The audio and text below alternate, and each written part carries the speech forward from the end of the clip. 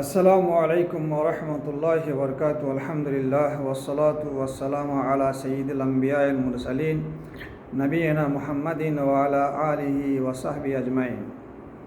সম্মানিত দর্শক শ্রোতা, আজকের আলোচনা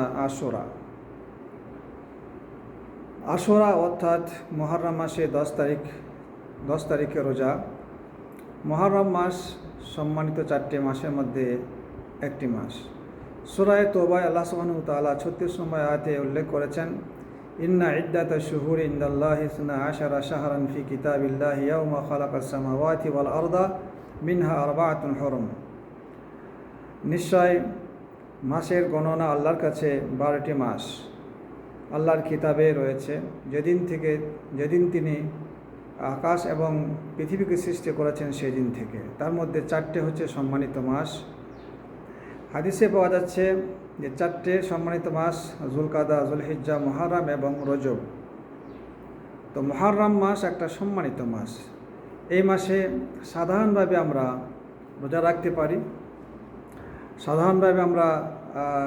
পারি। যে কোনো দিনে। এমন হাদিস রয়েছে যে এই মাসে রোজাকে অন্যান্য মাসের রমজান বাদ দিয়ে অন্যান্য মাসের রোজা থেকে উত্তম বলা হয়েছে।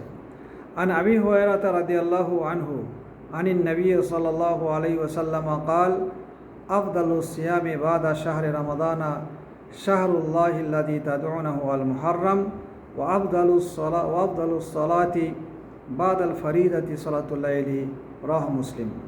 আবু হুরায়রা রাদিয়াল্লাহু আনহু বলেন, রাসূল সাল্লাল্লাহু আলাইহি ওয়াসাল্লাম বলেছেন যে উত্তম রোজা হচ্ছে রমজান মাসের পরে আল্লাহর মাস, যেটাকে তোমরা মুহররম মাস বলছো, সেই মাসে। এবং ফরজ নামাজের পরে সবচাইতে উত্তম নামাজ হচ্ছে রাত্রির নামাজ। মুসলিমের হাদিস 1136 নম্বর। তো এইখান থেকে আমরা সাধারণভাবে মুহররম মাসের রোজা যে ফজিলতে সেটা আমরা বুঝতে পারলাম যে কোনো দিনে মুহররম মাসে রোজা রাখা যায়, এটা উত্তম কাজ। আমাদের আলোচনা আজকে বিশেষ করে আশুরা অর্থাৎ মুহররম মাসের 10 তারিখে রোজা সম্পর্কে। তো এই দিনে রোজা রাখা বিশেষ করে হাদিসে উল্লেখিত হয়েছে, কিন্তু এটা সুন্নতে মুআক্কাদা আমাদের জন্য, এটা ফরজও নয়, ওয়াজিবও নয়। আন আয়েশা রাদিয়াল্লাহু আনহা قالت كانت قريش تصوم عاشوراء في الجاهلية وكان رسول الله صلى الله عليه وسلم يصومه فلما هاجر إلى المدينة صامه وأمر بصيامه فلما فرض شهر رمضان قال من شاء صامه ومن شاء تركه রাহ বুখারী ওয়া মুসলিম। বুখারীর 1893, মুসলিম 1125 নম্বর হাদিস।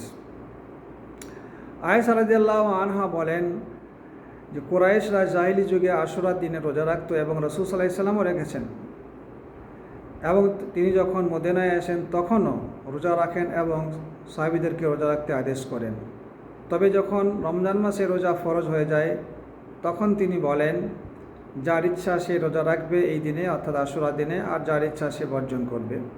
তার মানে বোঝা যাচ্ছে এটা সুন্নত, এটা ফরজ নয়, ভালো কাজ, মুস্তাহাব, করলে নিশ্চয়ই নেকি আছে।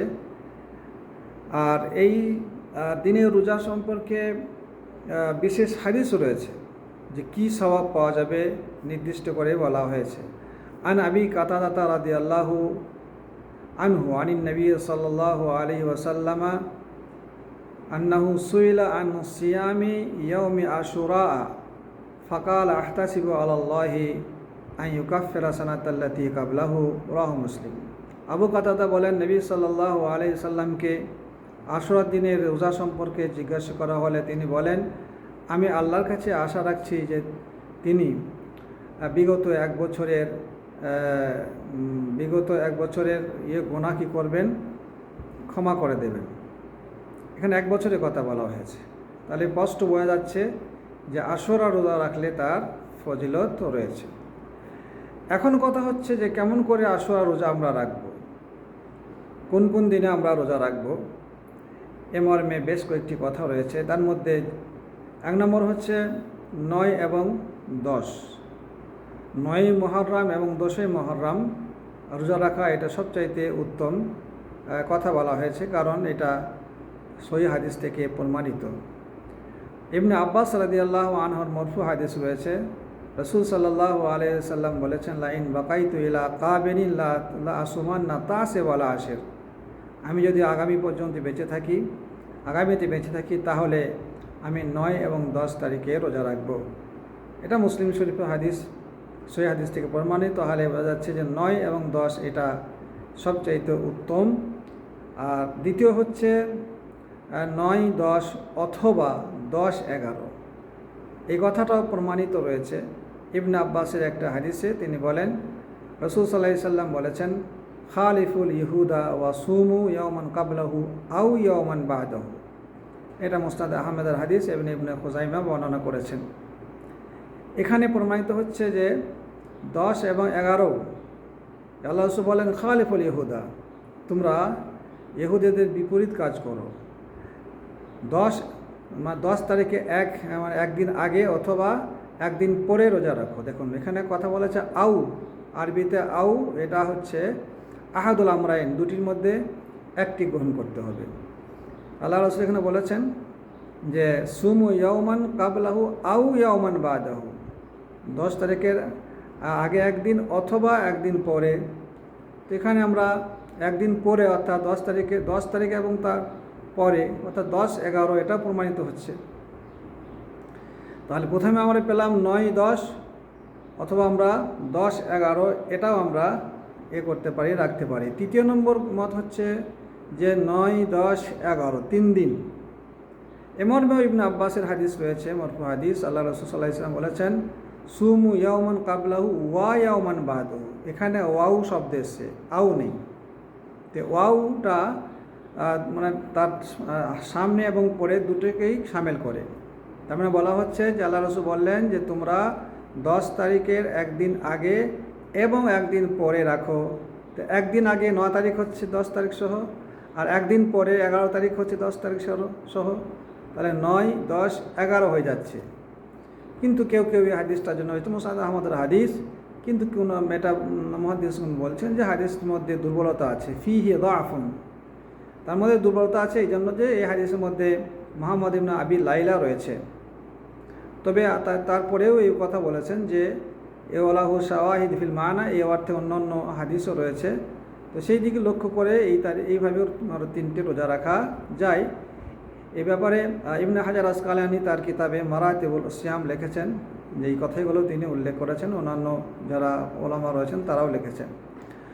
4 নম্বর কথা হচ্ছে ইফরাদু, মানে একদিন রোজা রাখা, কেবল 10 তারিখে রোজা রাখা। এ মর্মেও একটু ইখতিলাফ রয়েছে ইনদাল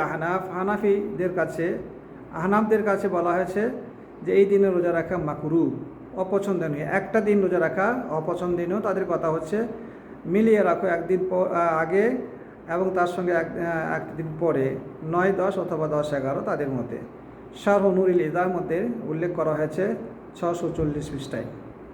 উলামা ও সালাফ আল মুহাদ্দিসিন আল মুহাক্কিকিনদের মধ্যে তারা বলছেন যে একদিনই রাখা যায়, শুধু 10 তারিখে রাখা যায়। তারপর তারা বলছেন যে না, জায়েজ, কিন্তু উত্তম হলো মিলিয়ে রাখা, 10-এর সঙ্গে একদিন আগে অথবা একদিন পরে মিলিয়ে রাখাটা উত্তম। যেমন শেখ মোহাম্মদ বিন উসাইমিন রাহিমাহুল্লাহ, শেখ বিন বাজ এবং ফতোয়া লাজনা দায়েমা সৌদি আরবের এই ধরনের কথা তারা বলেছেন।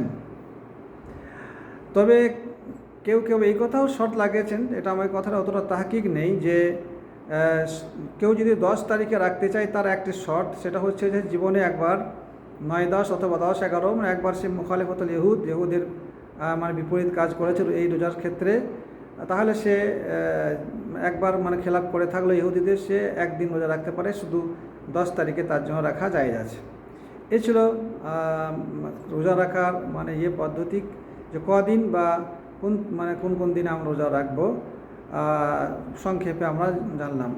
এখানে আরেকটা কথা আমি সতর্ক করে দিতে চাই। আমার মনে হয়, জানি না ঠিক, যে অনেক ভাইয়ের মধ্যে থাকে, তাদের মনে থাকে যে আশুরা বলতেই যে কারবালার ঘটনা, হুসাইন রাদিয়াল্লাহু আনহু যে শহীদ হয়েছিলেন, তার সঙ্গে এই রোজার একটা সম্পর্ক রয়েছে, অনেকে ধারণা করে। কিন্তু আমি বলবো না, কারবালার যে ঘটনা এটা দুঃখজনক ঘটনা, মর্মান্তিক ঘটনা, আমরা সকলেই এর জন্য আমরা ব্যথিত। তো শরীয়ত হবে রসুল সাল্লাল্লাহু আলাইহি সাল্লামের কথায় এবং তার মানে আদেশ মোতাবেক। যখন কারবালা সংগঠিত হয়, আমরা জানেন 10ই মুহররম 61 হিজরিতে এই দুর্ঘটনা ঘটেছিল, যেটা ইংরেজি 680 খ্রিস্টাব্দে। তখন রসুল সাল্লাল্লাহু আলাইহি সাল্লাম মারা গেছেন। তাহলে এই ঘটনাকে লক্ষ্য করে আমরা কেমন করে বলতে পারি যে আশুরা রোজার সম্পর্ক রয়েছে? সুতরাং এর ঘটনার সঙ্গে ওই রোজার কোনো সম্পর্ক নাই। যেটা হাদিসে উল্লেখিত হয়েছে, যেটা আমরা বুখারী মুসলিম হাদিসে আমরা দেখলাম, যেটা মুসা আলাইহিস সালামের যে ঘটনা তার সঙ্গে এটা সম্পৃক্ত। তাই আমরা যখন রোজা রাখবো তখন এই ঘটনার সঙ্গে বা কারবালার সঙ্গে আশুরার সম্পর্ক আছে, এইটা আমরা যেন মনে না রাখি। আর একটা কথা হচ্ছে যে আশুরার দিনটা আমাদের কাছে খুবই একটা মানে ফজিলত মণ্ডিত দিন। যেভাবে রাসূল সাল্লাল্লাহু আলাইহি ওয়াসাল্লাম আমাদেরকে বলেছেন সেটা আমাদের রোজা রাখা এটা। কিন্তু শিয়া ভাইদের কাছে এর গুরুত্ব হচ্ছে, আশুরার গুরুত্ব হচ্ছে কারবালা ঘটনা কেন্দ্র করে। তারা ওইটাকেই সামনে রেখে এই দিনটাকে বেশি গুরুত্ব দেন, আর সেই দিনে তারা তাজিয়া বের করেন, অনেক কিছু অনুষ্ঠান করেন, তারপরে বুক চাপড়ান, অনেক পবিত্র মনে করেন। সেটা তাদের দিনের ব্যাপার। কিন্তু আমি বলবো যে তারা কিন্তু এই দিনেও রোজা রাখেন না। তাদের যে শায়েখ রয়েছেন, কিছু কিছু শায়েখ তারা বলেছেন যে এই দিনে রোজা রাখা ঘৃণিত কাজ, মাকরুহ। যেমন তাদের শায়েখ রয়েছেন শেখ সিস্তানি, তিনি বলেছেন যে সওম ইয়াউমে আশুরা মাকরুহুন ইমকিনুল ইকতিফাউ বিস-সাওমি আনিল মাই তাশবিহান বিআতাশিল হুসাইনি রাদিয়াল্লাহু আনহুম ফি যালিকাল ইয়াউম। উনি বলছেন যে এই দিনে রোজা রাখা ঠিক নয়, মাকরুহ। তবে রোজা রাখবো শুধু পানি বর্জন করে। কেন? যে সেই দিনে হুসাইন রাদিয়াল্লাহু আনহু এবং তার পরিবার পানির তারা কষ্ট পেয়েছিলেন। তো আমরাও পানি বর্জন করে সেই দিনে রোজা রাখবো, এতটুকুই করতে পারি, তার বেশি আমরা করতে পারি না। আল্লাহ সুবহানাহু ওয়া তাআলা আমাদের সকলের তৌফিক দিন, আমরা যেন রাসূল সাল্লাল্লাহু আলাইহি ওয়াসাল্লামের সুন্নত মোতাবেক আমরা কর্ম করতে পারি প্রতিটি ক্ষেত্রে। বিশেষ করে এই যে আশুরার যে রোজার কথা বললাম, এটা সামনে আসছে আশুরার দিন, আমরা যেন ঠিক হাদিস মোতাবেক আমল করতে পারি এবং আল্লাহর কাছে সওয়াবের অধিকারী হতে পারি। আল্লাহ আমাদের সকলকে সেই তৌফিক দেন। আসসালামু আলাইকুম ওয়া রাহমাতুল্লাহি ওয়া বারাকাতুহু।